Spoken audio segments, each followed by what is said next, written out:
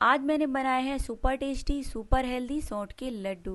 ये लड्डू सर्दियों के मौसम में बहुत ज़्यादा फायदा करते हैं और ये जो लड्डू हैं डिलीवरी के बाद महिलाओं को खिलाए जाते हैं क्योंकि उनका जो शरीर है कमज़ोर हो जाता है। शारीरिक कमज़ोरी से निजात पाने के लिए उनको ये लड्डू बना के खिलाए जाते हैं। वैसे तो ये लड्डू खाने में बहुत बहुत ज़्यादा टेस्टी होते हैं। नॉर्मली भी आप अपने घर में बनाकर इनको रख सकते हैं। रेसिपी शुरू करने से पहले आपसे मेरी रिक्वेस्ट है, अगर अभी तक चैनल को सब्सक्राइब नहीं किया तो सब्सक्राइब कर लीजिए और साथ ही साथ बेल बटन को भी दबा दीजिए जिससे आने वाली रेसिपी का नोटिफिकेशन आप लोगों से मिस ना हो। तो चलिए रेसिपी को हम लोग शुरू कर लेते हैं।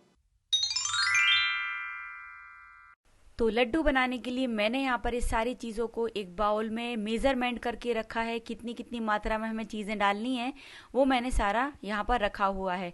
अब एक कढ़ाई में 1 कप शुद्ध देसी घी को गर्म करने के लिए रख देते हैं। तो जब तक यहाँ पर घी गर्म हो रहा है हम दूसरी तैयारी करते हैं।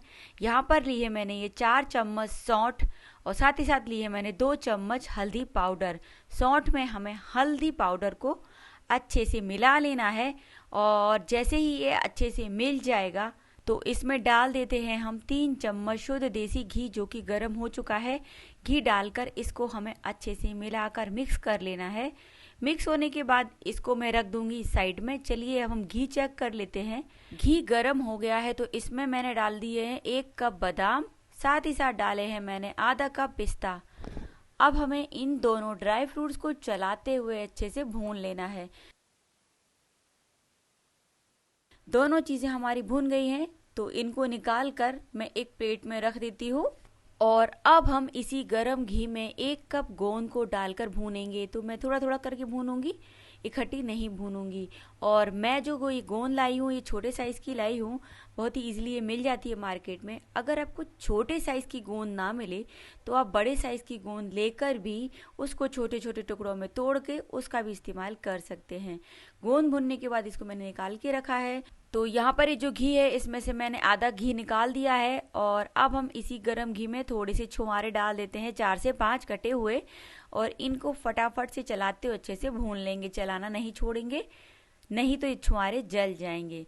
छुहारे भुनने के बाद इसमें डाले हैं मैंने ये 4 कप मखाने। मखाने बहुत ज़्यादा हेल्दी होते हैं, इनमें भरपूर मात्रा में कैल्शियम पाया जाता है। तो अगर जिनको कैल्शियम की प्रॉब्लम है उनको तो ये मखाने रोज़ भून कर खाने चाहिए। मखाने हमारे भून गए हैं, इनको निकाल कर मैं रख लूँगी एक प्लेट में। और अब हम इसी गरम कढ़ाई में 1 कप कद्दूकस किया हुआ नारियल डालकर अच्छे से भून लेते हैं। नारियल बहुत जल्दी भुनता है। भुनने के बाद इसको निकाल कर मैं साइड में रख लेती हूँ। अब यहाँ पर जो बचा हुआ घी हमने निकाला है उसको भी मैं कढ़ाई में डालकर गरम कर लूँगी और डाल दूँगी आधा कप खसखस दाना। साथ ही साथ इसमें डाल देते हैं मिक्स की हुई सौंठ और हल्दी। अब हम इसको अच्छे से भूनेंगे।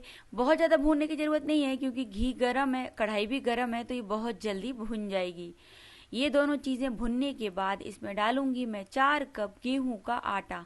तो मैं यहाँ पर जितनी ये क्वांटिटी है इस्तेमाल कर रही हूँ, इतनी क्वांटिटी में लगभग 1 से 1.5 किलो लड्डू बनके तैयार हो जाते हैं। और अब हम इस आटे को लगातार चलाते हुए अच्छे से भूनेंगे। आटा भुनने में टोटल 15 से 20 मिनट लगता है।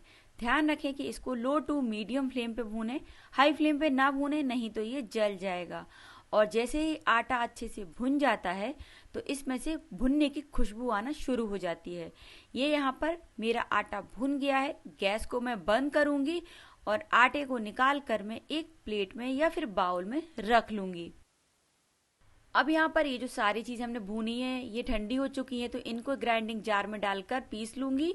और पिसी हुई सारी चीज़ों को मैंने मिलाकर एक प्लेट में रख लिया है और अब हम इसी में डाल देते हैं भुना हुआ आटा।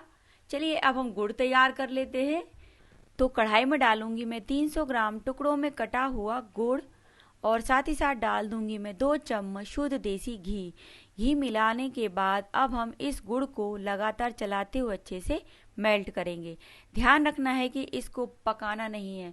अगर गुड़ को आप पका लेंगे तो लड्डू आपके हार्ड हो जाएंगे, अच्छे से नहीं बनेंगे और खाते समय तो आप उनको तोड़ ही नहीं पाएंगे। यहाँ पर गुड़ मेरा मेल्ट हो चुका है। फ्लेम को मैं बंद कर दूंगी और गुड़ को डाल दूंगी मैं सारी मिक्स की हुई चीज़ों के ऊपर। और अब हमें एक स्पैचुला की मदद से सारी चीजों को अच्छे से मिलाते हुए मिक्स करना है। ध्यान रखें कि हाथ से बिल्कुल ना छुएं। सारी चीजों को आप एक चम्मच की मदद से या फिर स्पैचुला की मदद से ही मिक्स करें।